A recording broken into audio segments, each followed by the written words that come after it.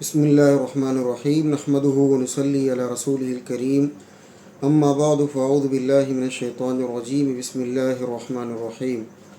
محترم دوستو، یہ سوال اور جواب کا سیشن ہے، تو سوالات جو کچھ آپ کے آئے ہوئے ہیں میرے سامنے ہیں۔ شروع کرتے ہیں آپ کے سوالات، شریعت کی روشنی میں ان کے جواب۔ سب سے پہلا سوال پوچھتے ہیں کہ السلام علیکم ورحمۃ اللہ۔ وعلیکم السلام۔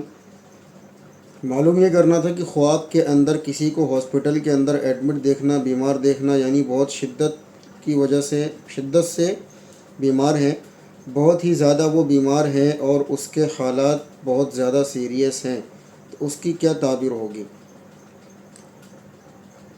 بیماری کی تو تعبیر اکثر یہ ہوتی ہے کہ اصل میں خواب کا جہاں تک تعلق ہے، یہ شخصیت کی بنا پر طے کیا جاتا ہے کہ جو بندہ خواب دیکھ رہا ہے یا جو بندہ جس کے بارے میں خواب دیکھا جا رہا ہے، اس کی نوعیت کیا ہے، اس کی کنڈیشن کیا ہے، تو اس اعتبار سے خواب کی تعبیر بتائی جاتی ہے۔ اب اگر جس کے بارے میں خواب دیکھا جا رہا ہے، جو خواب دیکھ رہا ہے، اگر اس کے بارے میں مجھے علم ہوتا تو صحیح تعبیر ہو سکتا ہے معلوم ہو جاتی، لیکن خواب کی جو تعبیر جو بیمار کی ہے، اکثر و بیشتر اس میں یہ ہوتا ہے کہ جس کے بارے میں دیکھا گیا ہے کہ یہ بیمار ہے، تو ہو سکتا ہے کہ اس کی زندگی دین سے دور ہو، تو اس کو دین کے قریب آنا چاہیے۔ واللہ عالم۔ تعبیر صحیح بھی ہو سکتی ہے، غلط بھی ہو سکتی ہے، تعبیر کوئی وحی کی طرح جو ہے مستحکم نہیں ہوتی ہے۔ سوال پوچھتے ہیں کیا ڈیجیٹل نیٹ ورک مارکیٹنگ حلال ہے؟ بھائی دیکھیں، اس میں بہت ساری نوعیت کی چیزیں ہوتی ہیں، تو اگر اس میں کوئی جائز اور حلال چیز کی نشر و اشاعت ہو رہی ہے اور اس میں کوئی میوزک، کوئی ڈرامہ، کوئی غیر محرم کی تصویریں شامل نہیں ہیں، اور جس چیز کی اشاعت کی جا رہی ہے وہ چیز بذات خود حلال ہو، جائز ہو، یعنی کوئی ایسا کاروبار، کوئی ایسی کمپنی، کوئی ایسا پروڈکٹ یا کوئی بھی چیز ایسی جس کے بارے میں آپ پرچار کر رہے ہیں، ایڈورٹائزمنٹ کر رہے ہیں، تو وہ چیز بذات خود حلال ہونی چاہیے، اور اس میں کسی کو دھوکہ دینا نہ ہو، جھوٹ نہ ہو، تو پھر کچھ شرائط کے ساتھ میں یہ چیزیں جائز ہو جاتی ہیں۔ سوال پوچھتے ہیں مظفر نگر سے، سوال یہ ہے کہ اگر کسی پر جھوٹا الزام یا بہتان لگا دے تو کیا حدیث میں ایسا آیا ہے کہ وہ جنت میں تب تک نہیں جا سکتا جب تک کہ وہ یہ بات ثابت نہ کر دے؟ اب میرے علم میں تو یہ بات نہیں ہے اس طرح کی حدیث، لیکن ایک دوسری حدیث ہے کہ اللہ کے رسول علیہ الصلوۃ والسلام نے ارشاد فرمایا کہ جو بندہ کسی پر ایسی چیز تھوپتا ہے جو اس میں نہ ہو، یعنی جھوٹ باندھتا ہے، بہتان اس کے اوپر لگاتا ہے، تو اللہ تعالیٰ اس کو جہنم میں، جہاں جہنمیوں کا پیپ اور خون جمع ہوتا ہے، اس جگہ اس کو ڈالیں گے اور اسی عذاب میں وہ غرق رہے گا جب تک کہ اس کی سزا پوری نہیں ہو جائے گی۔ تو کسی پر بہتان لگانا، جھوٹا الزام لگانا، یہ بہت بڑا گناہ ہے، کبیرہ گناہ ہے۔ قرآن کے اندر تو یوں آیا کہ کوئی اگر زنا کی تہمت لگاتا ہے، اگر کسی نے زنا نہیں کی ہے لیکن اگر کسی نے زنا کی تہمت پھنسانے کے لیے لگا دی تو اس کے بارے میں سزا ہے 80 کوڑے اس کو لگانے کی حد ہے، تو یہ بہت بڑا گناہ ہے۔ حضرت علی رضی اللہ تعالیٰ عنہ کا ایک قول ہے کہ کسی پر بہتان باندھنا آسمان کے گر جانے سے بھی زیادہ خطرناک ہے، تو یہ بہت بڑا گناہ ہے۔ اس کا عذاب جہنم میں بھی ہوگا، ہو سکتا ہے دنیا میں بھی ہو، اور ہو سکتا ہے کہ ثبوت کے لیے اللہ تعالیٰ تمہیں جو ہے کہے بھی، تو اس لیے توبہ کرے اور جس پر الزام لگائے اس سے معافی مانگے۔ سوال یہ کہ کیا آرٹیفیشل جیولری پہن کر نماز پڑھ سکتے ہیں؟ نہیں، مرد کے لیے تو جائز نہیں ہے، عورتوں کے لیے آرٹیفیشل جیولری جائز ہے، لیکن انگوٹھی صرف چاندی یا سونے کی ہی پہننی چاہیے، اس کے علاوہ دوسری انگوٹھی نہیں پہننی چاہیے۔ نماز اگر اس میں پڑھ لی ہے تو مکروہ ہوگی، یعنی انگوٹھی میں، باقی جو ہار ہے یا بندہ ہے یا اور دوسری چیزیں ہیں وہ جائز ہے، لیکن انگوٹھی جو ہے وہ صرف سونے اور چاندی کی ہی پہننی چاہیے۔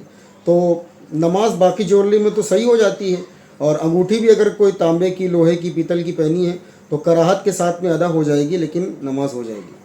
ڈاکٹر اسرار صاحب رحمۃ اللہ علیہ کی ویڈیو دیکھی جس میں انہوں نے بولا کہ اس شخص کی کوئی نماز نہیں جس نے سورہ فاتحہ نہیں پڑھی، اور ان کا کہنا ہے کہ اگر تم امام کے پیچھے بھی نماز پڑھ رہے ہو تو سورہ فاتحہ پڑھنا ضروری ہے۔ ڈاکٹر صاحب کی یہ کلپ میں نے پوری دیکھی ہے، اس کو کٹ کیا گیا ہے اور اپنے مطلب کی بات نکالی گئی ہے۔ ڈاکٹر صاحب جو ہے وہ دونوں جو اختلاف ہے اس میں کہ سورہ فاتحہ امام کے پیچھے پڑھنی یا نہیں پڑھنی ہے، تو ان دونوں کے اختلافات کو واضح کر رہے تھے، تو لہٰذا پہلے ایک کے موقف کو بیان کیا، یعنی جو موقف یہ ہے کہ سورہ فاتحہ امام کے پیچھے بھی پڑھنی ہے تو اس کو پہلے بیان کیا، بعد میں ان علماء کو، ان فقہا کے بارے میں بیان کیا جن کے نزدیک سورہ فاتحہ امام کے پیچھے نہیں پڑھنی ہے۔ تو ابھی وہ پہلے والا بیان ہی کر رہے تھے، لوگوں نے یہ کلپ نکال کر کے پھر کیا کیا کہ اس کو اس کو شائع کر دیا، تو اب وہ چل رہی ہے مارکیٹ میں۔ حالانکہ ڈاکٹر صاحب کا وہی پورا بیان ہے، اس میں انہوں نے دونوں طرف کے دلائل پیش کیے ہیں، اور پھر قرآن کی آیت بھی پیش کی کہ وَإِذَا قُرِئَ الْقُرْآنُ فَاسْتَمِعُوا لَهُ وَأَنصِتُوا، جب قرآن پڑھا جائے تو خاموش رہو اور غور سے سنو۔ تو لہٰذا میرے دوست، میرے بھائی، مسئلہ یہی ہے کہ امام کے پیچھے بھی سورہ فاتحہ نہیں پڑھنی ہے، چونکہ امام جو ہوتا ہے وہ ذمہ دار ہوتا ہے، متکلم ہوتا ہے، تو امام کی قرأت مقتدی کے لیے کافی ہے۔ اذا کان لہ الامام فقراءۃ الامام لہ قراءۃ، مسند احمد کی روایت ہے کہ جس شخص کا کوئی امام ہو تو امام کی قرأت مقتدی کے لیے کافی ہے، اور قرآن کی واضح آیت ہے وَإِذَا قُرِئَ الْقُرْآنُ فَاسْتَمِعُوا لَهُ وَأَنصِتُوا، تو اس لیے سورہ فاتحہ ہمارا نہیں پڑھنے کا معمول ہے۔ اگر کوئی سورۃ فاتحہ اجتہاد کی وجہ سے پڑھتا ہے تو ہم اس پر کوئی لان تان نہیں کرتے، ہم اس پر کوئی فتویٰ نہیں لگاتے، لیکن ہمارا جو موقف ہے یہ اظہر من الشمس بالکل واضح ہے کہ ہم قرآن کے مقابلے میں اپنی زبان نہیں چلاتے۔ اب ظاہر سی بات ہے، ایک دماغ بھی انسان لگائے کہ امام صاحب قرأت کر رہے ہیں الگ زور زور سے اور پھر مقتدی اپنی پڑھ رہا ہو، تو امام کی قرأت کی کیا مطلب ہے بھائی؟ قرأت جو ہو رہی ہے وہ تو اس کا مطلب زور سے کا مطلب یہ ہے کہ سنانا، اور کسی کی بات اب تبھی سنیں گے جب آپ خاموش رہیں گے، ٹھیک ہے؟ اگر کوئی آپ کو اپنی بات سنا رہا ہو، بیچ بیچ میں آپ بھی بول رہے ہو، تو وہ کیا کہے گا؟ اب یار پہلے چھپو، میری بات سنو۔ تو اگر امام کو قرأت کرنے کا حکم دیا گیا ہے وہ بھی جہرن، تو پھر اس کا مطلب یہی ہے کہ وہ تمام لوگوں کے لیے کافی ہے، جیسا کہ مسند احمد کی روایت ہے۔ باقی سرن ہو یا جہرن ہو، اگر امام کے پیچھے نماز پڑھے تو اس میں سورہ فاتحہ نہیں ہے۔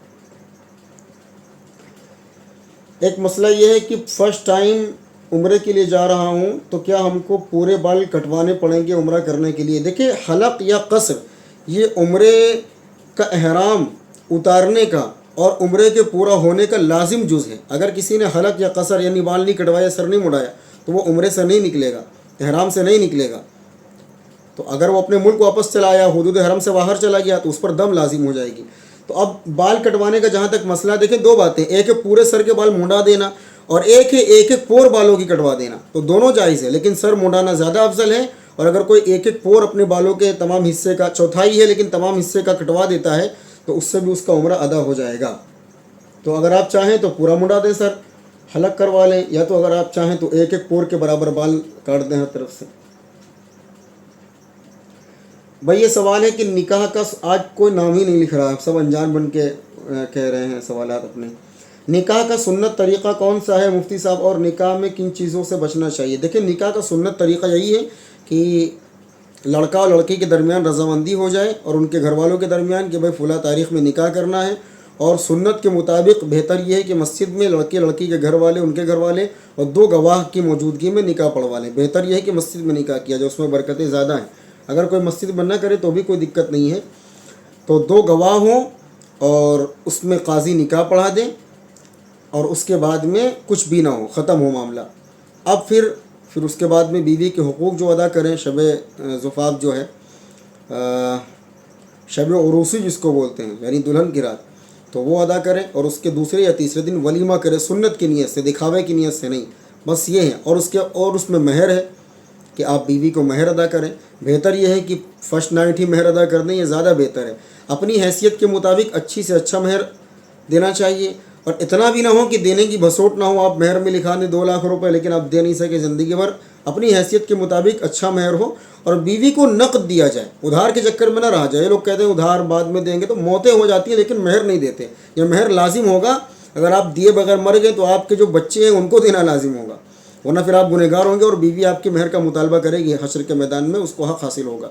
تو بس یہی سنت طریقہ ہے کہ لڑکا لڑکی کے گھر والے آ جائیں ایک جگہ پر، ایک قاضی بلا لیں اور 2 گواہ بلا لیں، پھر اس کے بعد میں ایجاب و قبول کے ذریعے نکاح کر دیں، اور اس کے بعد سب اپنے اپنے گھر اس موقع پر کھجور یا چھوارا وغیرہ دے دیں، تو یہ بھی ایک مستحب عمل ہو جائے گا۔ اور اس کے بعد دوسرے تیسرے دن ولیمہ کر لیں، بس یہ سنتی نکاح ہے۔ اب اس کے بعد جتنی چیزیں ہیں وہ رواج ہے، وہ رسم ہے، اس کا دین سے کوئی تعلق نہیں ہے۔ تو جتنا زیادہ نکاح کو آسان بنانا چاہیں، سادہ بنانا چاہیں، یہ بہتر ہے۔ اللہ کے رسول علیہ الصلوۃ والسلام کی حدیث ہے کہ بہترین نکاح برکت والا نکاح ہو جس میں خرچ زیادہ کم ہو، خرچ بہت کم ہو۔ تو اس لیے سنت یہی ہے، باقی جتنا بچ سکیں دوسرے کاموں سے۔ باقی یہ جو صحرا ہے، اور یہ جو سینکڑوں بارات کی رسمیں ہیں، اور اسی طریقے سے یہ جو مانجھا ہے، تیل ہلدی، بھائی فضول ہے، توبہ کر لو اس چیز سے۔ ہلدیوں کے نام پر، تیل کے نام پر لاکھ روپے پھینکے جا رہے ہیں، اللہ اس کا حساب لے گا آپ سے۔ یہ تو پہلی بات غیروں کی رسمیں ہیں، ہلدی سرمنی کر لی، وہ اسٹیج لگا دیا، لڑکیاں لڑکے سب ناچ رہے ہیں ننگے ہو کر کے کم بخت، اور باہر والے بھی اسی میں گھسے ہوئے ہیں، گھر والے بھی اسی میں گھسے ہوئے ہیں، ایک بے حیائی کا اور بے غیرتی کا اور بدکاری کا اور بدبختی کا ماحول بنا دیا یہ ہلدی وغیرہ کر کے. تو اس کو ترک کرنا چاہیے. دینداروں کو چاہیے کہ ایسی شادیوں میں شرکت نہ کریں، اس میں ہلدی مانجھا تیل دنیا کی چیزیں ہوتی ہیں، صاف بات. انشاءاللہ میں بھی نہیں کروں گا.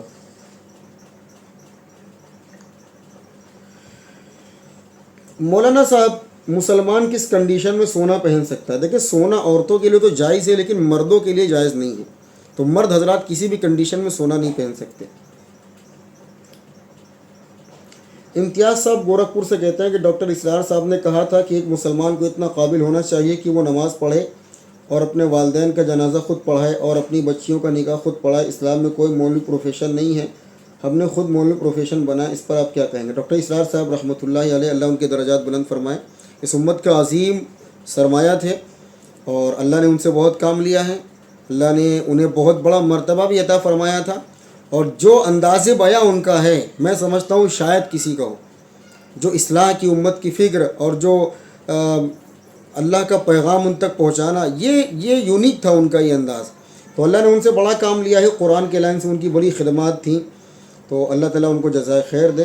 باقی جو انہوں نے بات کہی ہے کہ ہر مسلمان کو چاہے کہ اتنا قابل ہو کہ جنازہ اپنے باپ کا پڑھا سکے، نکاح پڑھا سکے، مسجد میں نماز پڑھا سکے، 100% صحیح بات کہی ہے کہ ہر مسلمان کو اس قابل ہونا چاہیے کہ وہ نکاح پڑھا سکے، وہ اسی طریقے سے جو ہے نماز پڑھا سکے، جنازہ پڑھا سکے، بالکل ہونا چاہیے.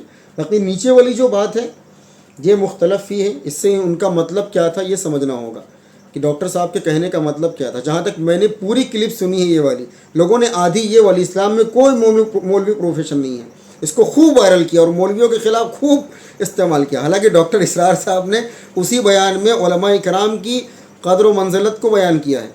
اور کسی نے اس میں سوال پوچھا تھا کہ جو ہے ماحول جو چل رہا ہے علماء کرام کے اس کے ذمہ دار ہیں اور یہ ہیں اور وہ ہیں، تو انہوں نے اس پر کہا تھا کہ آپ خود کیوں نہیں پڑھتے قرآن. اچھا، اور انہوں نے یہ بھی کہا کہ آپ علماء اکرام کو ہر معاملے میں دوش دینے کے بجائے خود آپ تحقیق کریے. تحقیق سے مراد یہ ہے کہ انہی کی تحقیق کو پڑھیے، آپ تحقیق نہیں کر پائیں گے. صحابہ اکرام کے زمانے میں بھی ہر صحابی عالم نہیں تھا، ہر صحابی مفتی نہیں تھا، ہر صحابی قاری نہیں تھا. تو ہر ایک کا اپنا اپنا الگ الگ مرتبہ ہے. تو اگر ہر آدمی عالم ہو جائے گا تو طالب علم کہاں سے آئیں گے پھر؟ تو اس لیے جو نیچے والی بات ہے یہ میرے سمجھ میں اس وجہ سے نہیں آتی ہے چونکہ قرآن کہتا ہے فَاسْأَلُوا أَهْلَ الذِّكْرِ إِن كُنتُمْ لَا تَعْلَمُونَ. اگر تمہیں کسی چیز کے بارے میں علم نہ ہو تو تم اہل ذکر یعنی اہل علم سے پوچھو. تو اہل علم تو ہر زمانے میں ہے، اور جو مطلوب ہوتا ہے، طالب علم ہوتا ہے، وہ محتاج ہوتا ہے ہر زمانے میں اہل علم کا. اور علماء اس امت میں قائدین کے مانند ہیں. اللہ کے رسول علیہ الصلوۃ والسلام نے ارشاد فرمایا کہ انا نبی الانبیاء و خاتم النبیین لا نبی بعدی، اور میں اللہ کا رسول ہوں، نبی ہوں، آخری رسول ہوں، میرے بعد کوئی نبی نہیں، اور میرے بعد میرے خلفاء یعنی میرے علماء جو ہوں گے وہ سرپرستی کریں گے تمہاری. اور اسی طریقے سے اور بھی حدیث اور علماء ورثۃ الانبیاء ہے اور بھی حدیث ہیں. تو بالکل علماء کو اس سے نکال دینا یہ بہت بڑی محرومی ہے.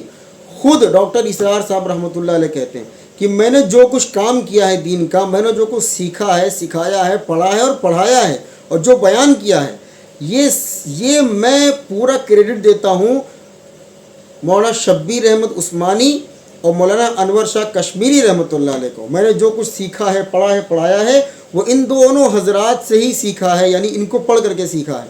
تو جو آدمی خود علماء کو، اور وہ کہہ رہے ہیں کہ میں اپنا شیخین تسلیم کرتا ہوں اور روحانی استاذ مانتا ہوں ان کو، تو جو بندہ یہ کہے کہ مجھے جو کچھ ملا ہے ان دو علماء کی وجہ سے ملا ہے، تو وہ بندہ علماء کے خلاف کیسے ہو سکتا ہے؟ اس بیان کو آپ نے سمجھا نہیں ہے، سمجھنے کی کوشش کیجیے.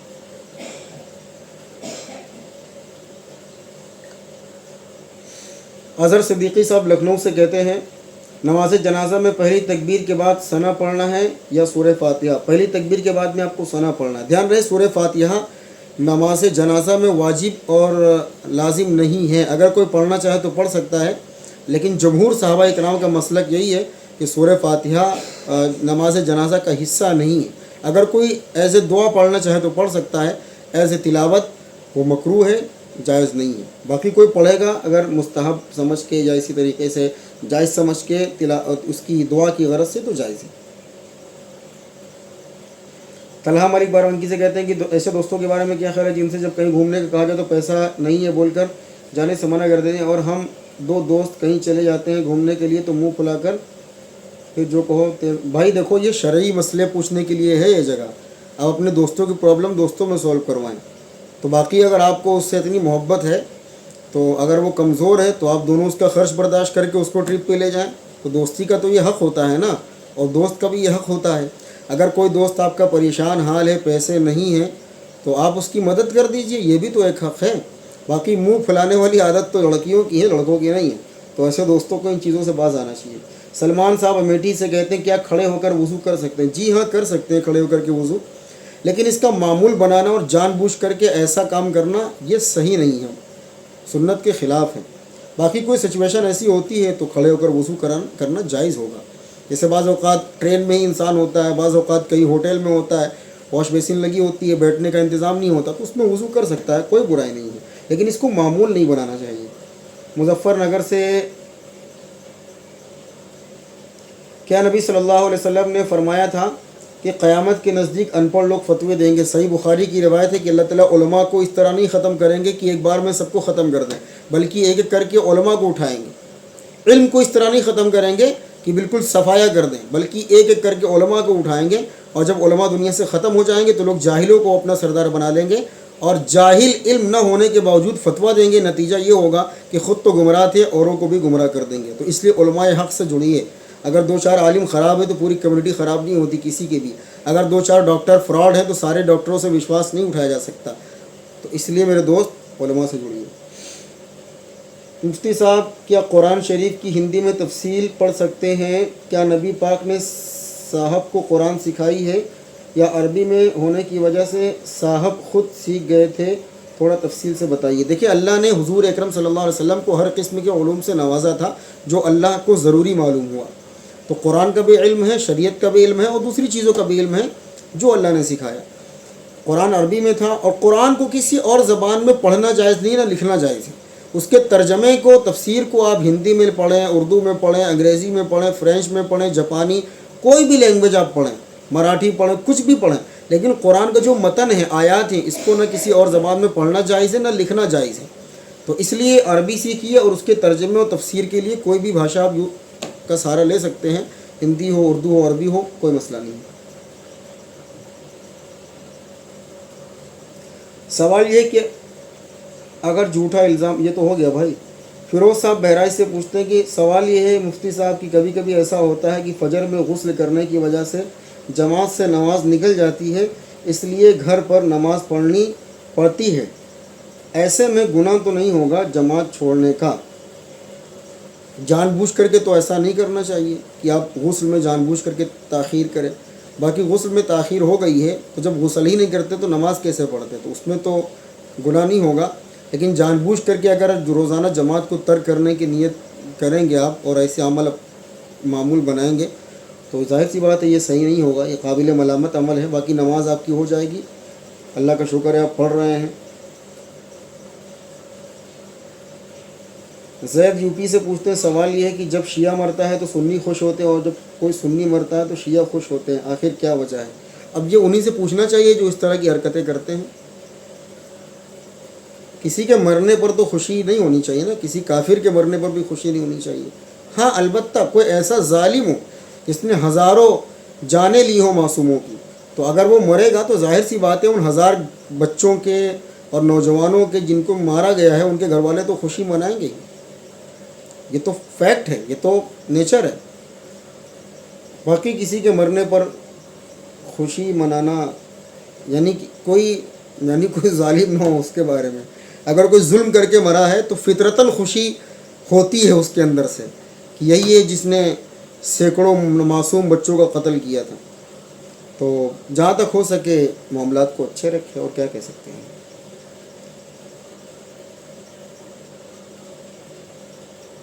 سوال یہ کہ مفتی صاحب کیا گھر میں بلی رکھنا یا پالنا ناجائز ہے یا کچھ ایسا ہے کہ نیکی کا فرشتہ گھر میں نہیں آئے گا؟ بلی پالنا جائز ہے، گھر میں رکھنا بھی جائز ہے، لیکن احتیاط رکھیں. اور اس کے کھانے پینے کی فکر کرے وقت پر۔ باقی یہ جو حدیث ہے فرشتے رحمت کے نہیں آتی ہے، کتے کے بارے میں، بلی کے بارے میں نہیں۔ بلی صحابہ کرام سے ثابت ہے پالنا، تو پال سکتے ہیں۔ مفتی صاحب، قرآن پاک کی کس آیت کا ترجمہ ہم نے کسی عالم سے سیکھا ہے یا سنا ہے، اور کیا ہم اس آیت کو پڑھ کر ترجمہ کے ساتھ آگے کسی کو بتا سکتے ہیں؟ جی ہاں، بتا سکتے ہیں، بشرطے کہ صحیح مطلب آپ کو آتا ہو، اچھی طرح سمجھ لے پہلے، اور اس کے معنی کو، اس کے مطلب کو سمجھ لے، پھر دوسرے کو بیان کرنے میں کوئی حرج نہیں ہے۔ مجیب صاحب قنوج سے کہتے ہیں صرف التحیات پڑھ کر سلام پھیر سکتے ہیں؟ دیکھیں، نماز مکمل ہوتی ہے درود شریف اور دعا استغفار کے بعد میں، تو ایسے ہی کرنا چاہیے۔ لیکن اگر کسی نے التحیات کے بعد سلام پھیر دیا تو اس کی نماز ہو جائے گی۔ یا بعض اوقات ایسا ہوتا ہے کہ ٹائم بالکل ختم ہونے کو ہوتا ہے، تو ایسی حالت میں یہ ہوتا ہے کہ اگر درود شریف دعا پڑھیں گے تو تاخیر ہو جائے گی، تو التحیات پڑھ کر کے سلام پھیر دیں تو بھی نماز ہو جائے گی۔ کبیر خان صاحب سلطان پور سے، دیکھا گیا ہے کہ لوگ بات کرتے ٹائم بول دیتے ہیں مجھے نہیں پتہ، اللہ جانے، اللہ کے رسول صلی اللہ علیہ وسلم جانے، ایسا کہنا ٹھیک ہے قرآن حدیث کی روشنی میں؟ دیکھیں، اللہ جانے، اللہ کے رسول صلی اللہ علیہ وسلم جانے۔ دیکھیں، اللہ کے رسول صلی اللہ علیہ وسلم تو جو اللہ نے ان کو علم عطا کیا وہ جانتے ہیں، اور ہر چیز کا علم تو اللہ کے رسول کو اللہ نے بھی نہیں دیا ہے نا۔ جس چیز کا علم دیا ہے تمام انسانوں سے، تمام مخلوقات سے زیادہ علم دیا ہے، تو اللہ کے رسول بے شک اس چیز کو جانتے ہیں۔ لیکن اب آپ یہ سوچیں کہ میرے من میں کیا چل رہا ہے یہ اللہ کے رسول بھی جانتے ہیں، تو یہ عقیدہ ٹھیک نہیں ہے۔ ہاں، اللہ بے شک دلوں کے بھید کو جانتا ہے، نحن اقرب الیہ من حبل الورید، تو اللہ بے شک جانتا ہے، لیکن اللہ کے رسول کے بارے میں اس طرح کے الفاظ استعمال کرنے سے پہلے احتیاط کریں۔ ایسا نہ ہو کہ نبی کی گستاخی ہو جائے، یعنی جو نبی صلی اللہ علیہ وسلم کا مرتبہ نہیں ہے وہ بھی آپ نبی کو دے دیں۔ اگر کوئی نبی کو خدا مانے گا تو یہ نبی صلی اللہ علیہ وسلم کی گستاخی ہوگی نا۔ تو جس طرح نبی کی شان میں کمی کرنا نبی کی گستاخی ہے، اس طرح نبی کی شان میں شان سے زیادہ اضافہ کرنا یہ بھی نبی صلی اللہ علیہ وسلم کی گستاخی ہے۔ جو دیوالی پر بونس ملتا ہے کمپنی کی طرف سے وہ حلال ہے کیا؟ محمد محسن جے پور راجستھان سے، یوز کر سکتے ہیں، جائز ہے۔ محمد ثقیم راجستھان سے، سوال یہ ہے کہ میں نے ایک عالم سے سنا کہ ہاف بازو شرٹ یا ٹی شرٹ میں نماز نہیں ہوتی، جبکہ مفتی طارق مسعود صاحب کہتے ہیں کہ علماء عالم دین نے شرٹ یا ٹی شرٹ کو فولڈ کرنے سے منع کیا ہے، ہاف بازو سے نہیں، تھوڑا تفصیل سے بتائیں۔ ہاف ٹی شرٹ میں، ہاف شرٹ میں نماز ہو جاتی ہے، کوئی حرج کی بات نہیں ہے۔ نماز میں آستینوں کو موڑنا مکروہ ہے، کپڑے کو موڑنا یا سمیٹنا یہ مکروہ ہے، تو ایسا عمل ٹھیک نہیں ہے۔ نماز تب بھی ہو جائے گی اگر آپ نے آستینیں فولڈ کر لی، لیکن مکروہ ہوگی۔ باقی ہاف سلیپ میں نماز ہو جاتی ہے، کوئی حرج کی بات نہیں ہے۔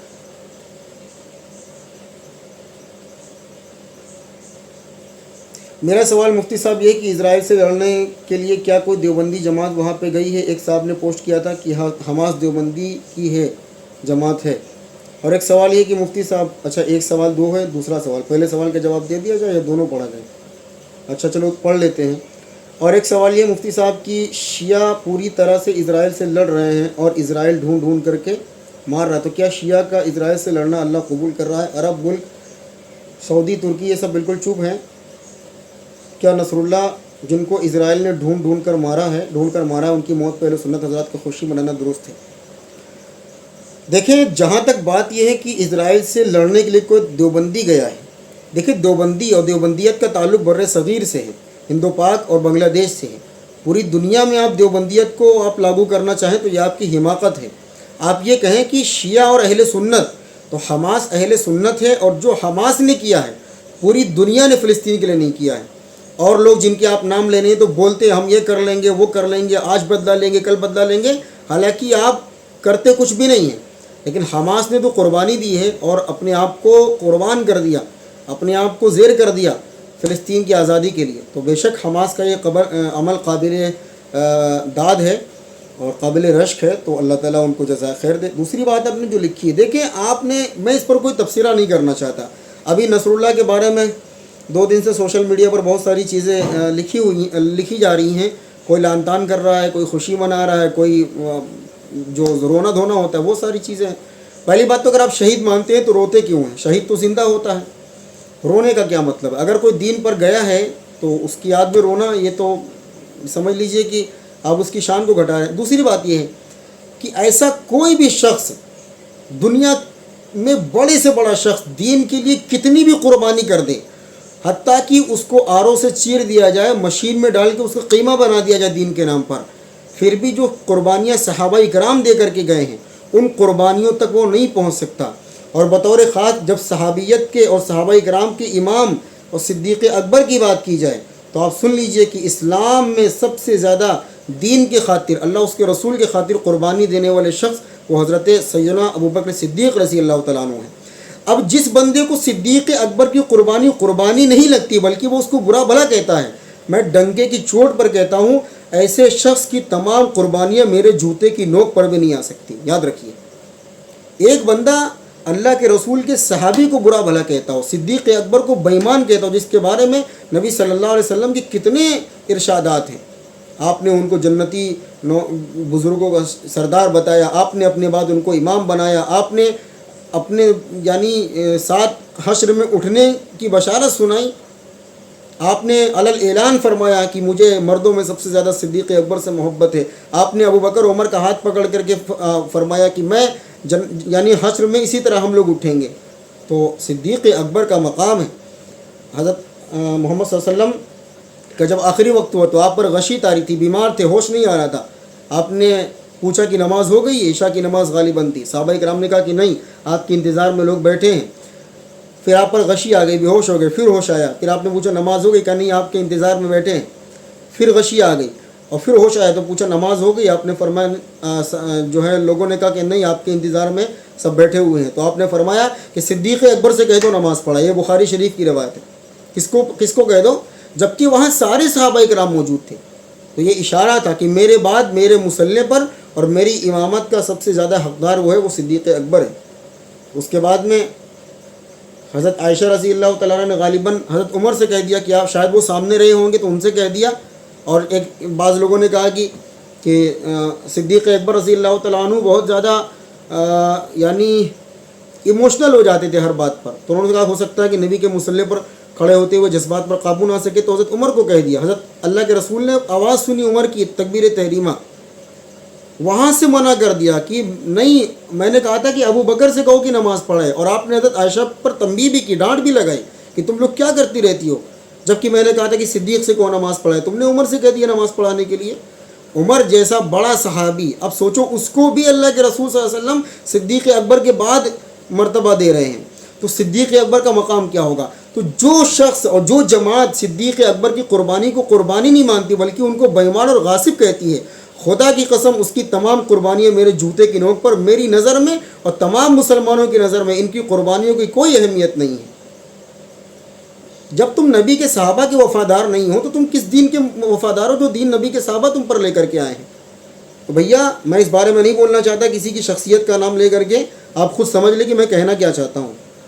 سمجھ میں آئے تو ٹھیک ہے، نہیں سمجھ میں تو ٹھیک ہے، میرا موقف یہی ہے۔ ہم صحابہ والی جماعت ہیں اور ہمارا عقیدہ ہے کہ جو دین کے خاطر صحابہ کرام نے قربانیاں دی ہیں وہ کوئی نہیں دے سکتا۔ ہجرت کی رات میں صدیق اکبر رضی اللہ تعالیٰ عنہ اللہ کے رسول صلی اللہ علیہ وسلم کے ساتھ تھے، کیا قربانی دی ہے؟ ایک تھیلی تھی درہم کی، وہ بھی اٹھا لائے، گھر میں کل کائنات وہی تھی، ایک تھیلی تھی، ایک تھیلی دینار کی اٹھا لائے۔ تو ابو قحافہ جو ان کے والد تھے، بچیوں سے کہا کہ ابو بکر نے کچھ چھوڑا یا سب لے گیا؟ تو ایک کنکریوں کی تھیلی باندھ کر کے رکھی، وہ دیکھ نہیں سکتے تھے بوڑھے ہونے کی وجہ سے، تو کہا دیکھیے یہ دینار کی تھیلی رکھی ہوئی ہے، پریشان نہ ہوا۔ جس نے غزوہ تبوک میں اپنے گھر کی سوئی تک نبی کے لیے قربان کر دی، ایک چیز نہیں بچی۔ یہ قربانی نہیں ہے آپ کی نظر میں؟ نبی صلی اللہ علیہ وسلم کو لوگوں نے ظلم و ستم کا نشانہ بنایا، مار پیٹ کی، صدیق اکبر آپ کے اوپر لیٹ گئے اور لہو لہان ہو گئے، بے ہوش ہو گئے، ہوش نہیں آیا۔ جب ہوش آیا تو لہو لہان تھے، خون میں تر بتر تھے۔ ہوش آنے پر سب سے پہلے پوچھا کہ ابو القاسم صلی اللہ علیہ وسلم کا کیا حال چال ہے؟ یہ صدیق اکبر، اس کو تم گالی دیتے ہو اور تم چاہتے ہو کہ ہم تمہاری تعریف کریں، تم چاہتے ہو کہ ہم تمہارے قربانیوں کو قربانیاں بیان کریں، تم چاہتے ہو کہ ہم تم پر سلام بھیجیں، قیامت تک نہیں کہہ سکتے ہم۔ اب تمہاری نظر میں صدیق اکبر کی جب اہمیت نہیں ہے تو میری نظر میں تمہاری کیا گھنٹہ اہمیت ہوگی؟ فقط والسلام علیکم۔ تو اس طرح کے سوال مجھ سے نہ کیا کرو بھائی، اور دیوبندیت کی بات مت کرو، اہل سنت والجماعت کی بات کرو۔ حماس اہل سنت والجماعت ہے، صاف بات ہے۔ سوال پوچھتے ہیں کہ مفتی صاحب کیا سگریٹ پینے سے وضو ٹوٹ جاتا ہے، اور کیا اسلامک بک پڑھتے ہوئے سگریٹ پی سکتے ہیں؟ اتنا نشہ ہے بھائی تم کو کہ اسلامک بک پڑھتے ہوئے بھی پیو گے؟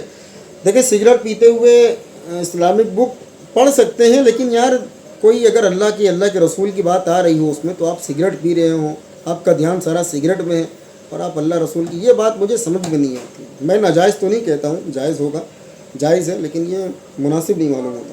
باقی یہ ہے کہ سگریٹ پینے سے وضو ٹوٹ جاتا، نہیں وضو تو نہیں ٹوٹتا، لیکن فرشتے ضرور بھاگ جائیں گے، آپ کے منہ پہ جو بدبو ہوگی نا، فرشتے اس سے بھاگ جائیں گے۔